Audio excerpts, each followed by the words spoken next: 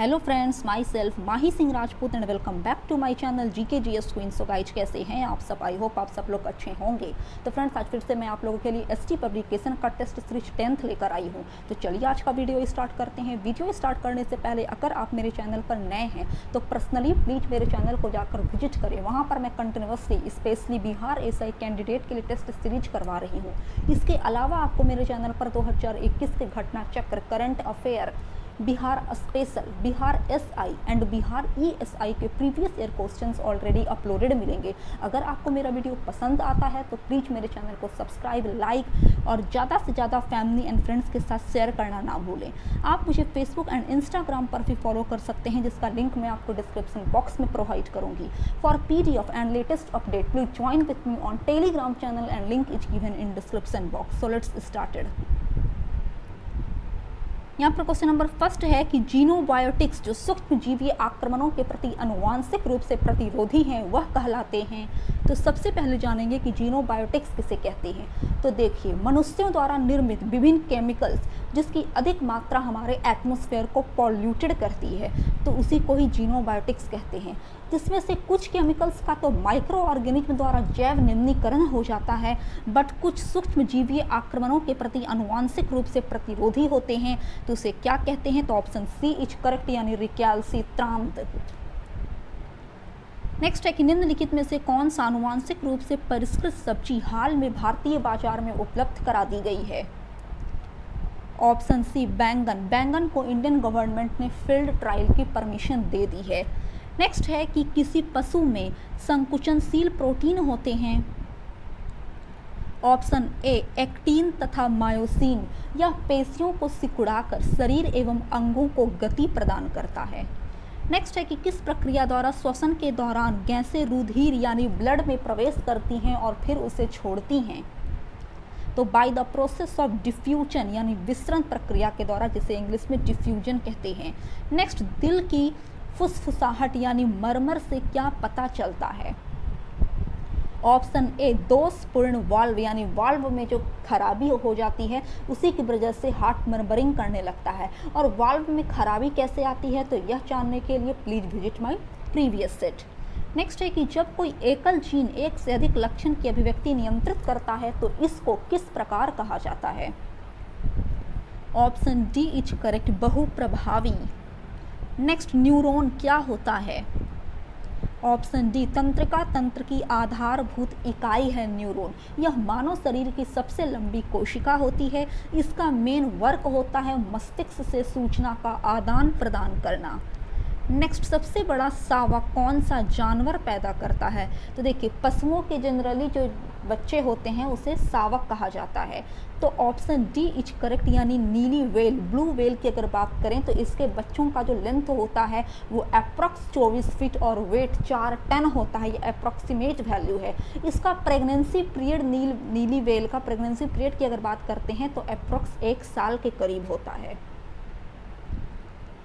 Next है कि पेयजल में कोलीफॉर्म गणना क्या ज्ञात करने के लिए की जाती है? ऑप्शन सी मल संदूषण। नेक्स्ट, साइकस के प्रवाल मूल किसमें सहायक होते हैं? ऑप्शन बी जल अवशोषण और नाइट्रोजन स्थिरीकरण में। नेक्स्ट, परमाणु न्यूक्लियस बने होते हैं। तो देखिए, ये यहाँ पर ये न्यूक्लियस है, इसमें P और N यानी प्रोटॉन और न्यूट्रॉन प्रेजेंट रहेगा। क्या प्रेजेंट रहेगा? प्रोटॉन और न्यूट्रॉन। और इसके बाहर का जो ऑर्बिट रहता है, जिसे कक्षा बोलते हैं, उसमें फ्रीली इलेक्ट्रॉन घूमता रहता है। तो इलेक्ट्रॉन इसके ऑर्बिट में रहेगा, बट प्रोटॉन और न्यूट्रॉन इसके न्यूक्लियस में रहेगा, बीचों बीच में। पीतल किसकी मौजूदगी में निरंतर रहने से वायु में रंगहीन यानी कलरलेस हो जाती है? तो पीतल, जिसे इंग्लिश में ब्रास कहा जाता है, तो it is an alloy which is made of zinc and copper. ये जिंक और कॉपर का मिश्रण है जिससे ब्रास यानी पीतल बनाया जाता है। तो इस करेक्ट आंसर जो ऑप्शन नंबर बी, यानी हाइड्रोजन सल्फाइड की उपस्थिति में पीतल कलरलेस हो जाती है। In the presence of hydrogen sulphide, zinc hydrogen से रिएक्ट करके भद्दे लाल रंग का जिंक हाइड्रोक्साइड बना देता है। इनमें से कौन सा एक अक्रिय गैस यानी नोबल गैस नहीं है? Option C carbon is not a noble gas. अगर नोबल गैस की बात करते हैं तो इसका सफिक्स आप देखिएगा, जो पीछे वाला वर्ड है सफिक्स वो मैच करेगा, जैसे helium, neon, argon, krypton, xenon, radon etcetera. Next है कि पेट्रोल से लगी आग को बुझाने में जल प्रभावी नहीं होता है क्योंकि ऑप्शन डी जल और पेट्रोल एक दूसरे से अभिसरणीय हैं और पेट्रोल ऊपरी परत बनाता है अतः जलता रहता है। नेक्स्ट है कि न्यूक्लियर रिएक्टरों में भारी जल का प्रयोग शीतलक के रूप में किया जाता है। भारी जल यानी D2O की अगर बात करें हेवी वाटर की तो ऑप्शन डी इज करेक्ट। या हाइड्रोजन के भारी आइसोटोप से युक्त जल होता है D2O। तो चलिए नेक्स्ट है कि उबलते जल द्वारा जलने की तुलना में भाप से चलना अधिक कष्टदायक होता है क्योंकि अगर वेपर की बात करें तो वेपर में अपनी हिडन हीट होती है यानी गुप्त ऊष्मा होती है, जिसकी वजह से अगर भाप से आदमी का हाथ वगैरह जल जाता है तो वो ज़्यादा दर्दनाक होता है एज कंपेयर टू उबलता हुआ जल। नेक्स्ट है कि रदरफोर्ड ने खोज किया था, option B is correct, proton का। इलेक्ट्रॉन और न्यूट्रॉन के खोजकर्ता क्या थे यह जानने के लिए please visit my previous set. Next ध्वनि ऊर्जा का वैद्युत ऊर्जा में परिवर्तन किया जाता है, ऑप्शन ए माइक्रोफोन द्वारा। Microphone convert sound energy into electrical energy. यह इलेक्ट्रोमैग्नेटिक प्रिंसिपल पर बेस्ड है। इसकी सहायता से ध्वनि को एक स्थान से दूसरे स्थान पर प्रेषित किया जाता है। नेक्स्ट है कि किसी वस्तु की सरल रेखीय गति के दौरान किसी भी समयांतराल में वस्तु के वेग यानी स्पीड में परिवर्तन शून्य होता है, ऑप्शन डी एक समान। नेक्स्ट घरेलू विद्युत केबल में प्रयोग की जाने वाली धातु क्या है? चूँकि silver is the best conductor of heat and electricity both, but silver काफ़ी ज़्यादा एक्सपेंसिव होता है जिस वजह से हम लोग कॉपर यानी तांबा का जनरली यूज हाउस होल्ड में करते हैं। नेक्स्ट है कि उपराष्ट्रपति पदेन अध्यक्ष है, ऑप्शन ए राज्यसभा का, और इसका वर्णन आर्टिकल 89 के का में वर्णित है। अगर इसके वर्ग की बात करें तो यह राज्यसभा की बैठकों की अध्यक्षता करता है भारत का उपराष्ट्रपति। नेक्स्ट भारतीय संविधान का कौन सा आर्टिकल निर्वाचन आयोग से रिलेटेड है? Option C article 324। ये अनुच्छेद से जितने भी क्वेश्चन है फ्रेंड बिल्कुल आप दिमाग में स्कैन करते जाइए। नेक्स्ट है कि भारतीय संसद के अपर हाउस को किस नाम से जाना जाता है? ऑप्शन बी अपर हाउस यानी उच्च सदन राज्यसभा कहलाती है, वहीं लोअर हाउस यानी निम्न सदन के नाम से लोकसभा को जानते हैं। नेक्स्ट है कि किसने 2 पूर्ण अवधियों तक भारत के उपराष्ट्रपति का पद संभाला था? It's correct answer is option number A Sarvepalli Radhakrishnan from 1952 to 1962। और 1962 तक ये तो वाइस प्रेसिडेंट के तौर पर कार्यरत रहे भारत के, बट उसके बाद 1962 से 67 तक work as a president of India, फिर भी राष्ट्रपति के पद पर कार्यशील हो गए थे। नेक्स्ट है कि शासन की एकात्मक पद्धति का लाभ है, ऑप्शन बी सुदृढ़ राज्य। शासन की एकात्मक पद्धति में केंद्र सर्वोपरि होता है जो कि राज्य को सुदृढ़ता प्रदान करता है। तो चलिए नेक्स्ट क्वेश्चन नंबर 26 है कि निम्न में से किसका मिलान सही नहीं है? तो देखिए हिंदू विवाह अधिनियम 1955 में लाया गया, गर्भ का चिकित्सीय समापन अधिनियम 1971 का था, तथा महिलाओं पर क्रूरता अधिनियम 1955 का था, but option C is correct चूँकि महिलाओं पर घरेलू हिंसा अधिनियम 1990 ना होकर 2005 था, आप नोट कर सकते हैं। नेक्स्ट है कि भारत में आम चुनाव किस सिद्धांत पर आधारित है? ऑप्शन बी प्रादेशिक प्रतिनिधित्व पर। नेक्स्ट भारत के नियंत्रक एवं महालेखा परीक्षक यानी कैग की रिपोर्ट की समीक्षा करने वाली संसदीय समिति है, ऑप्शन सी लोक लेखा समिति। यह समिति जांच करने वाले विषयों का चयन संघ के लेखाओं से संबंधित भारत के कैग की रिपोर्ट में से करती है, जिसे संसद के प्रत्येक सदन में पेश किया जाता है। नेक्स्ट है कि निम्नलिखित में से कौन सा मौलिक अधिकार भारतीय संविधान से हटाया जा चुका है? तो ऑप्शन सी संपत्ति का अधिकार। ये भारतीय संविधान का 44वां संविधान संशोधन 1978 के तहत यहाँ पर संपत्ति के अधिकार को हटाया गया। नेक्स्ट है कि निम्नलिखित में से कौन सा एक मौलिक कर्तव्य नहीं है?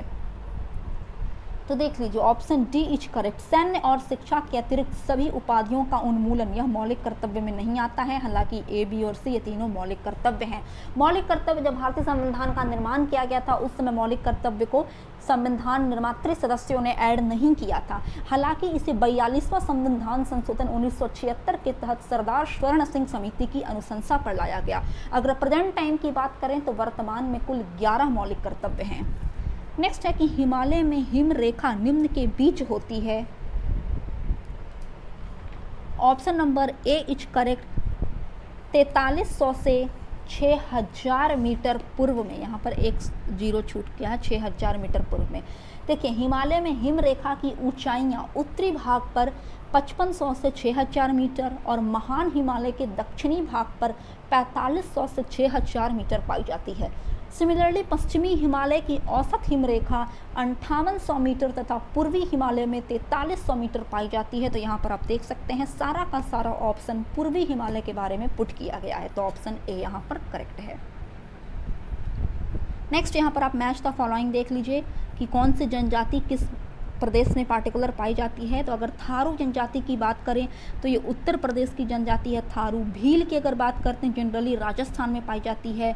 अगर गद्दी की बात करें तो ये हिमाचल प्रदेश में तथा मुंडा झारखंड में। तो इस पॉइंट ऑफ व्यू से इसका जो करेक्ट आंसर होगा वो ऑप्शन नंबर डी हो जाएगा। नेक्स्ट है कि अधोलिखित उच्चावच आकृतियों पर ध्यान दीजिए। उपरोक्त उच्चावच आकृतियों का दक्षिण से उत्तर की ओर बढ़ते हुए सही क्रम क्या है? तो it's correct answer is option number ए। चलिए नेक्स्ट है कि निम्नलिखित में से कौन सा एक सबसे सूखा स्थान है? तो according to option it's correct answer is option number C यानी लेह, जो कि काफ़ी कम मात्रा में यहाँ पर वर्षा होती है लेह में। नेक्स्ट एग मार्क क्या है? ऑप्शन डी गुणवत्ता गारंटी की मोहर प्रदान करता है एग मार्क। नेक्स्ट भूतापीय ऊर्जा पर आधारित मणिकरण बिजली संयंत्र किस राज्य में सिचुएटेड है? तो ये हिमाचल प्रदेश के कुल्लू जिले में सिचुएटेड है। नेक्स्ट निम्नलिखित में से कौन सा जोड़ा सही नहीं है? यहाँ पर क्षेत्र और मुख्य संसाधन के बारे में दिया गया है। तो चलिए एक एक करके देखते हैं। कोल्हान की अगर बात करें तो कोल्हान फेमस है खनिज संसाधन के लिए, मालाबार तट जल संसाधन के लिए तथा मध्य गंगा मैदान मृदा संसाधन के लिए। तो ऑप्शन बी इच करेक्ट। यानी कच्छ की अगर बात करें तो ये वन संसाधन के लिए नहीं बल्कि जल संसाधन के लिए कच्छ फेमस है। नेक्स्ट है कि विश्व की सर्वाधिक लंबी पर्वत श्रृंखला है। ऑप्शन बी इंडीज पर्वत श्रृंखला, यह दक्षिणी अमेरिका के पश्चिमी तट पर सिचुएटेड है। नेक्स्ट महासागर में ऊंची जल तरंगें कैसी होती हैं? कैसी होती है? तो ऑप्शन डी इज करेक्ट चंद्रमा से, बिकॉज चंद्रमा अन्य तारों की अपेक्षा पृथ्वी के ज़्यादा नियरेस्ट है, अतः वह पृथ्वी के ग्रेविटेशनल फोर्स यानी गुरुत्वाकर्षण बल को ज़्यादा प्रभावित करता है। नेक्स्ट है कि शहतूश जो विश्व का सबसे सुंदर, गर्म और हल्का ऊन माना जाता है वह कहाँ पैदा होता है? ऑप्शन सी इज करेक्ट चीन में। शहतूश की अगर बात करें तो यह तिब्बती एंटीलोप अथवा चीरू के बालों से तैयार किया जाता है और चीरू का निवास स्थान जनरली कहाँ है? चीन है। तो इस पॉइंट ऑफ व्यू से ऑप्शन नंबर सी करेक्ट है। नेक्स्ट है कि विश्व में गन्ने का सबसे बड़ा उत्पादक है। Option A is correct Brazil first position पर और सेकंड पोजीशन पर हमारा इंडिया है। बट मैं हर बार की तरह यहाँ पर फिर से रिपीट कर रही हूँ कि ये सब करंट अफेयर का टॉपिक है, तो आप एग्जाम में बैठने से पहले एक बार जरूर इसे देख ले, बिकॉज करंट अफेयर का जो आंकड़ा है वो हमेशा घटते बढ़ते रहता है। नेक्स्ट है कि निम्न अक्षांशों उत्तरी अथवा दक्षिणी में से किसे आप हॉर्स अक्षांश से संबंधित करेंगे? Option A is correct 30 degree. Next किसी व्यक्ति के वास्तविक जीवन स्तर का आकलन किया जा सकता है। ऑप्शन सी प्रति व्यक्ति आय यानी पर कैपिटा इनकम के द्वारा। नेक्स्ट निम्नलिखित में से कौन से समीकरण सही नहीं है? ऑप्शन बी यहाँ पर की अगर बात करते हैं तो वो सही नहीं है, जिसमें केवल सेकंड आ रहा है ऑप्शन बी में, यह सही नहीं है बल्कि फर्स्ट और थर्ड यहाँ पर सही है। नेक्स्ट है कि आर्थिक वृद्धि किससे संबंधित है? ऑप्शन डी किसी अर्थव्यवस्था में कुछ अवधि तक प्रति व्यक्ति वास्तविक आय की निरंतर वृद्धि को ही आर्थिक वृद्धि कहते हैं। नेक्स्ट है कि आय और उपभोग में किस प्रकार का संबंध है? ऑप्शन बी इज करेक्ट प्रत्यक्ष संबंध। नेक्स्ट जब आय बढ़ती है तो खपत भी किस अनुपात में बढ़ जाती है? ऑप्शन बी कम अनुपात में। नेक्स्ट है कि निम्नलिखित में से किस कर का आरोपण केंद्र करता है किंतु संग्रह और विनियोजन राज्य करते हैं? ऑप्शन ए स्टाम्प शुल्क। नेक्स्ट मूल्यवर्धित टैक्स यानी वैट लगाया जाता है। ऑप्शन डी उत्पादन के अंतिम बिक्री तक प्रत्येक स्तर पर। तो चलिए नेक्स्ट क्वेश्चन है कि सैनवेट्स का संबंध है, अगर सैनवेट की फुल फॉर्म की बात करें तो इसका फुल फॉर्म होता है central value added tax. Option C is correct, केंद्रीय उत्पादन शुल्क से। नेक्स्ट संपदा कर भारत में पहली बार किस वर्ष लागू किया गया था? ऑप्शन सी 1957 ईस्वी में। नेक्स्ट है कि संघीय सरकार के बजटों में राजकोषीय घाटे के बड़े भाग की पूर्ति की जाती है। ऑप्शन बी घरेलू उधारों से। नेक्स्ट है कि प्रसिद्ध 10 राजाओं का युद्ध किस नदी के तट पर लड़ा गया था? तो 10 राजाओं का युद्ध जिसे 10 राज्य युद्ध भी कहा गया, जिसमें भारतों के राजा सूतास ने विरोधी जातियों को हराया था, तो ये परूसनी यानी रावी नदी के तट पर लड़ा गया। नेक्स्ट निम्नलिखित में से किस नदी को ऋग्वेद में मातेत्मा, देवीत्मा एवं नदीत्मा संबोधित किया गया है? ऑप्शन बी सरस्वती नदी को। नेक्स्ट जैन धर्म में पूर्ण ज्ञान के लिए क्या शब्द है? ऑप्शन सी इज करेक्ट, कैवल्य। तो चलिए नेक्स्ट है कि हड़प्पन संस्कृति के संदर्भ में शैलकृत स्थापत्य के प्रमाण कहाँ से मिले हैं? ऑप्शन बी धौलावीरा से। ये धौलावीरा जितने भी मतलब कि सिंधु घाटी सभ्यता के नगर थे उनमें सबसे बड़ी थी। प्रेजेंट लोकेशन की अगर बात करें तो ये गुजरात के कच्छ जिला में सिचुएटेड है। यहाँ पर जो सबसे बड़ा शैलकृत स्थापत्य मिला है जो 7 मीटर गहरा तथा 79 मीटर लंबा था। नेक्स्ट 800 से 600 ईसा पूर्व का काल किस युग से जुड़ा है? ऑप्शन ए इज करेक्ट, ब्राह्मण युग से। नेक्स्ट है कि 1565 में कौन सा प्रसिद्ध युद्ध हुआ? ऑप्शन डी तालीकोटा का युद्ध। 23 जनवरी 1565 को तालीकोटा का युद्ध बहमनी साम्राज्य और विजयनगर साम्राज्य के बीच हुआ था, जिसमें बहमनी साम्राज्य की जीत हो गई थी। नेक्स्ट है कि विजयनगर साम्राज्य की वित्तीय व्यवस्था की मुख्य विशेषता क्या थी? ऑप्शन बी भू राजस्व। विजयनगर साम्राज्य में उपज का 1/6 भाग भूमि के टैक्स के रूप में वसूला जाता था। नेक्स्ट है कि किताब उल हिंद रचना के प्रसिद्ध लेखक का क्या नाम था? ऑप्शन सी अल बरूनी। अल बरूनी का जो कॉमन नेम था वो अबू रेहान था। किताब उल हिंद का दूसरा नाम तहकीके हिंद भी है। नेक्स्ट है कि शेर शाह सूरी द्वारा किए गए सुधारों में सम्मिलित है। ऑप्शन डी इज करेक्ट, उपयुक्त सभी, यानी राजस्व सुधार, प्रशासनिक सुधार, सैनिक सुधार तथा करेंसी प्रणाली में सुधार। ये सब सुधार किया था शेर शाह सूरी अपने शासनकाल के दौरान। नेक्स्ट है कि पानीपत के युद्ध में बाबर की जीत का मुख्य कारण क्या था? तो ऑप्शन बी इज करेक्ट, उसकी सैन्य कुशलता। और पानीपत का जो प्रथम युद्ध हुआ था वो 21 अप्रैल 1526 ईस्वी में हुआ था बाबर और इब्राहिम लोदी के बीच, जिसमें इब्राहिम लोदी की हार हो गई थी। और प्रेजेंट लोकेशन अगर पानीपत की बात करें तो ये हरियाणा में सिचुएटेड है। नेक्स्ट है कि लॉर्ड डलहौजी द्वारा अवध का अंग्रेजी राज्य में विलय निम्न में से किस रीति से हुआ? तो लॉर्ड डलहौजी ने तो डॉक्ट्राइन ऑफ लैप्स अपनाया था। डॉक्ट्राइन ऑफ लैप्स डिटेल में पढ़ने के लिए please visit my previous set. Option D is correct, यानी क्रू प्रशासन के कारण यहाँ पर अवध के मतलब कि नवाब जो थे वाजिद अली शाह, उन पर कुशासन का आरोप लगाकर 12 फरवरी 1856 ईस्वी को उसका अंग्रेजी राज्य में विलय कर दिया गया। अगर कोई एग्जाम में क्वेश्चन आपसे ये पूछते कि लॉर्ड डलहौजी का जो डॉक्ट्राइन ऑफ लैप्स यानी व्यक्तिगत का सिद्धांत था, उसके तहत उसने भारत के कौन सा ऐसा राज्य था जिसको पहली बार अंग्रेजी राज्यों में मिलाया था, तो उस राज्य का नाम सतारा था, जिसको 1848 ईस्वी में मिलाया गया। नेक्स्ट है ब्रिटिश पार्लियामेंट में चुना जाने वाला प्रथम भारतीय कौन था? ऑप्शन सी दादा भाई नौरोजी। नेक्स्ट गोपाल कृष्ण गोखले ने कांग्रेस के लिए अधिवेशन में अध्यक्षता की थी। ऑप्शन बी 1905 ईस्वी के बनारस के कांग्रेस अधिवेशन में, और 1905 ईस्वी में ही उन्होंने सर्वेंट्स ऑफ इंडिया सोसाइटी की स्थापना की थी। नेक्स्ट है कि भारत में थियोसॉफिकल सोसाइटी की सफलता मुख्यतः थी। ऑप्शन ए एनी बेसेंट के कारण। नेक्स्ट 1 नवंबर 1858 ईस्वी को महारानी विक्टोरिया का घोषणा पत्र इलाहाबाद में पढ़कर किसने सुनाया था? ऑप्शन बी लॉर्ड कैनिंग ने, जिसके अकॉर्डिंग ईस्ट इंडिया कंपनी के शासन को समाप्त कर भारत के शासन को ब्रिटिश क्राउन यानी ब्रिटिश ताज के अधीन कर दिया गया था। नेक्स्ट है कि निम्नलिखित में से किस गवर्नर जनरल ने भारत में दास प्रथा को समाप्त किया था? ऑप्शन बी लॉर्ड एलन बेरो ने 1843 ईस्वी के एक्ट 5 के तहत। नेक्स्ट है कि निम्न युग्मों में से कौन सा एक युग्म सही सुमेलित है? तो ऑप्शन ए लॉर्ड कॉर्नवालिस के शासनकाल में ही अस्थायी बंदोबस्त किया गया था, तो यहाँ पर ये सही सुमेलित हैं। 1793 ईस्वी में जो अस्थायी बंदोबस्त यानी परमानेंट सेटलमेंट वो लॉर्ड कॉर्नवालिस के तहत किया गया। तो चलिए बाकी सब देख लेते हैं। लॉर्ड वेलेस्ली की अगर बात करें तो चतुराई पूर्ण निष्क्रियता से रिलेटेड नहीं थी। चतुराई पूर्ण निष्क्रियता किसके शासनकाल में लागू हुआ था? तो जॉन लॉरेंस के शासनकाल में।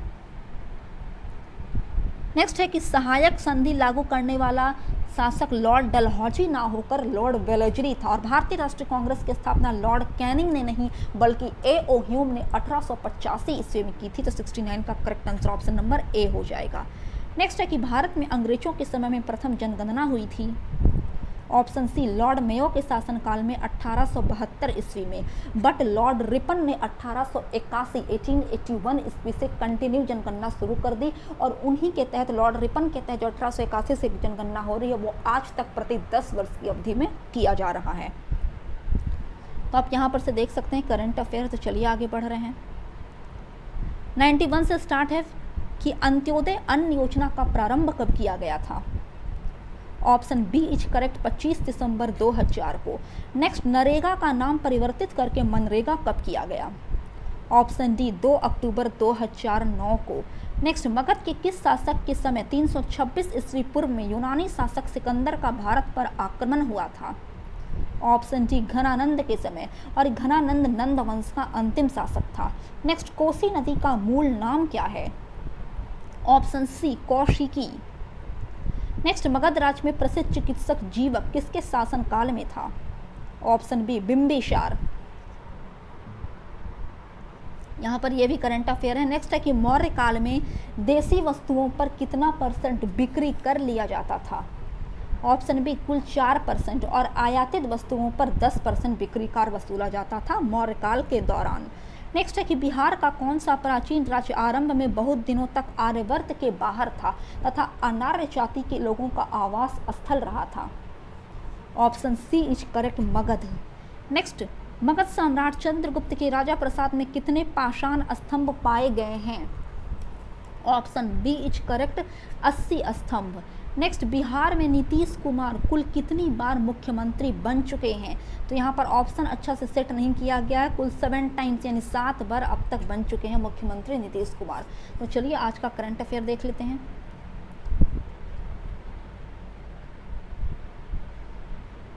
महिला अंतर्राष्ट्रीय क्रिकेट में 10,000 रन पूरे करने वाली दुनिया की दूसरी और भारत की पहली महिला क्रिकेटर निम्न में से कौन बन गई हैं? Option A Mithali Raj. Next है कि हाल ही में हेरथ उत्सव कहाँ मनाया गया है? ऑप्शन बी जम्मू कश्मीर में। नेक्स्ट हाल ही में किस देश ने अंतरिक्ष में पहला सैन्य अभ्यास शुरू किया गया? ऑप्शन बी फ्रांस में। नेक्स्ट हाल ही में किस देश के राष्ट्रपति ने अफ्रीकी नेतृत्व पुरस्कार जीता है? Option C Niger. नेक्स्ट हाल ही में भारत का पहला ट्रांसजेंडर कम्युनिटी डेस्क कहाँ खुला है? ऑप्शन ए तेलंगाना में। नेक्स्ट हाल ही में किस राज्य को भूमि रिकॉर्ड डिजिटलीकरण में शीर्ष स्थान दिया गया है? ऑप्शन डी मध्य प्रदेश को।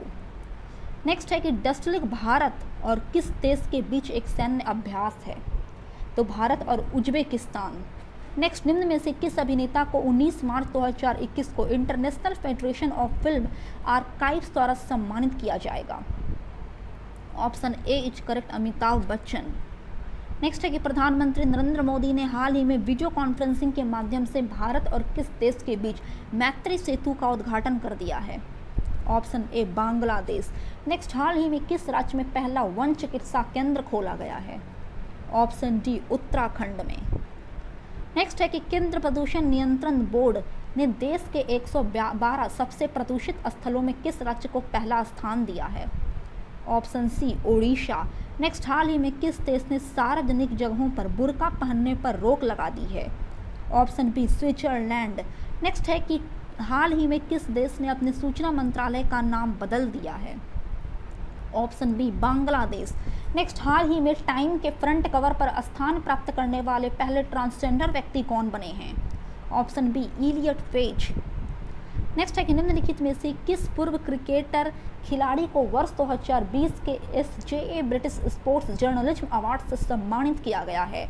ऑप्शन बी माइकल होल्डिंग्स को। नेक्स्ट, राष्ट्रीय टीकाकरण दिवस निम्न में से किस दिन मनाया जाता है? ऑप्शन बी 16 मार्च। नेक्स्ट है कि किस देश के वैज्ञानिकों ने हाल ही में बैकल झील के अंदर एक बड़ा स्पेस टेलीस्कोप लगाया है? ऑप्शन ए रूस। नेक्स्ट, हाल ही में केंद्र सरकार ने बीमा क्षेत्र में विदेशी निवेश को कितने प्रतिशत तक बढ़ाने की अनुमति दी है? ऑप्शन सी 74%। नेक्स्ट, हाल ही में भारत का मुख्य सांख्यिकी विद किसे नियुक्त किया गया है? ऑप्शन सी JP सामंत को।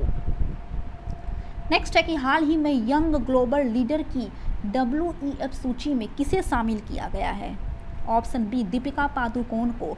नेक्स्ट, निम्न में से किस देश ने दुनिया का सबसे बड़ा तैरता हुआ और सौर फार्म बनाने की घोषणा की है?